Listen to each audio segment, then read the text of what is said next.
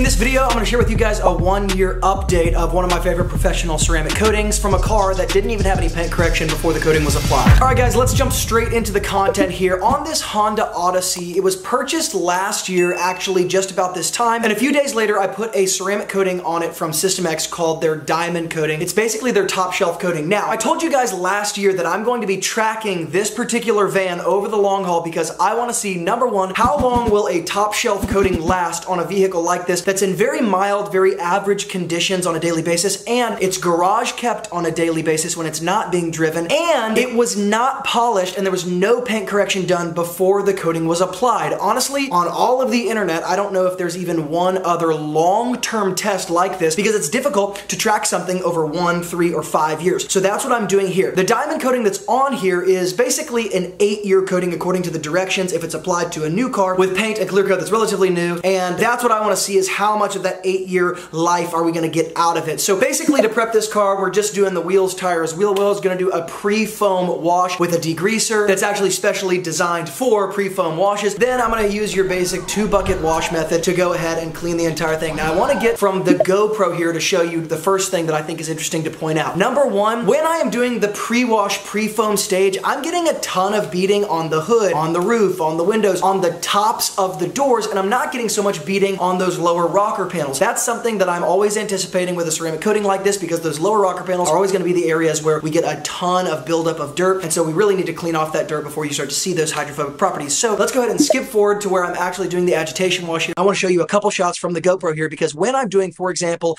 the hood of this car, you can see that even as I'm washing it, that soapy, watery mixture is beating up and rolling off. So you still see immediately those really strong hydrophobic properties from just me doing an agitation wash. That water is pulling together and it's pouring off the paint. So I'm going to rinse that and take you guys into basically panel by panel of this car a year later. First of all, you guys are going to be able to see not just from what we've already looked at, but what we're looking at now after the pre-foam and after the 2-bucket wash method. Really, no matter what panel we're going to on the car, we're getting a ton of beading and we're getting a ton of beading on the windows. Now, when we clip down to the lower rocker panels of every door, first we didn't see a lot of beading. Now we're seeing basically the same exact beading on those lower rocker panels as we're seeing on the tops of the door. So basically, I can confirm 1 year later with the diamond coating from System X, with a car that has been garage kept on mostly a daily basis, it's been driven on a daily basis, and it was not polished and not corrected before the coating went on, so the coating went straight on to cleaned and stripped paint. It is still beading really just like day one of when we started to look at the hydrophobic properties of the coating last year. Now, it's also really important for me to say that throughout this year, this vehicle has been maintained, or there's been a maintenance wash done in the same exact way that you saw me prep it in this video 3 times. So basically once every 4 months, we're going to completely strip this car down, clay any specific areas we might need to, or specifically decontaminate any areas that I might have needed to where I wasn't seeing a lot of beading, and then basically no sealant or no wax. In other words, one of the things we're doing with this experiment is stripping the paint in the maintenance wash, but we're not protecting the paint. So we're cleaning the coating, but we're letting the coating just sit just like it normally would to see, again, with no protection on top of the coating, just the coating itself being the protection, how much time are we getting out of a coating like this. So really important to note that this year we've basically done 3 different maintenance washes and we're still getting these kind of results 1 year later. I think that's a big testament, not just to the coating, but more than anything to a vehicle that is garage kept. In my opinion, in the detailing world, detailing cars literally over the last 10 plus years, the number one thing that is going to keep a coating in perfect condition is not whether or not the paint is polished beforehand, it is whether or not the car is garage kept. It's not even whether or not the car is driven on a daily basis. Like I said, this is a daily driver car and the whole family is put into this car. It represents really what most people experience with their vehicles. That's why I like tracking this one so much. But it is garage kept overnight every single night. And that is what I found to be the biggest factor in actually keeping a ceramic coating in good condition. Now, the one area of the car where I didn't see a bunch of beading after the 2-bucket wash was the trunk area. This is also something I've experienced over the last several years, is that ceramic coatings do tend to break down in certain areas of the car before other areas. The trunk is definitely one of those areas. And it actually makes sense. If you've ever taken like a van like this on a farm, what you're gonna see is that there's a huge amount of like dust and dirt buildup on that back area of the car, mostly because, again, the wheels are turning like this and they're kicking things up and the huge cloud of dust or the huge cloud of dirt is left behind you, and that's where it ends up sitting on the car, is the back part of the car. So ceramic coatings do tend to break down back there first, first because you've got a lot of dirt. So what I'm doing here is really attempting to unclog the coating about a year later using an iron decontamination, letting it sit on the back of the trunk, and then washing it off with just the pressure from the pressure washer. I'm not actually going to agitate it. Now, truth be told, I did not see a lot of the hydrophobic properties kind of return to that trunk area after I used the iron decontamination. So I'm going to do a few more things as we're tracking this and keep you guys updated on what that is to see if we can get some of those properties back on that trunk. But it is interesting because the area of the trunk where those hydrophobic properties are starting to break down, it's not that lower area, it's that middle area where literally it is the door that swings up and swings back. The other area of this car where we're seeing a little bit of breakdown are those side view mirrors, the backs of the side view mirrors. So those have started to break down as well. We're going to do some things to see if we can re-up those hydrophobic properties, but no promises yet. The basic conclusion that I want to say here as we're 1 year later tracking this car is the coating on the general area of the car, as well as areas that start to break down in addition to the trunk like the roof, the hood, and the front. The coating is still performing really perfectly just like it was on day one on those areas and including the rest of the car as well, which is really interesting to me because really the one factor I want to see here is if this car continues to stay garage kept, but everything else is kind of remaining constant in terms of the daily driver. It's driving in rain, snow, sleet, hail, heat, cool, all that sort of stuff. Is the garage kept portion enough to actually keep this coating in really good condition with minimal maintenance? Remember, I did 3 maintenance washes last year. So this is really, really impressive to me. All right, guys, hope you enjoyed that update. Like I said, I don't see a lot of long-term experiments like this really anywhere on the internet, so I'm doing a lot of work over here in the Wilson Auto Detailing garage to get some really long-term experiments done so we can really start to see the real-life application and durability of ceramic coatings, not just what the directions say or what the marketing says, but really what is going to happen when we apply ceramic coating in different situations, and trying to bust some of the myths in the detailing world, like a ceramic coating is going to break down really quickly if you don't polish the paint first. The fact is, sometimes that's true, and sometimes it's not so true. And so again, these long-term experiments will give us kind of the data to be able to see when that stuff is true and when it's not so true. If you like videos like this, make sure to hit the subscribe button so that you guys can get more and more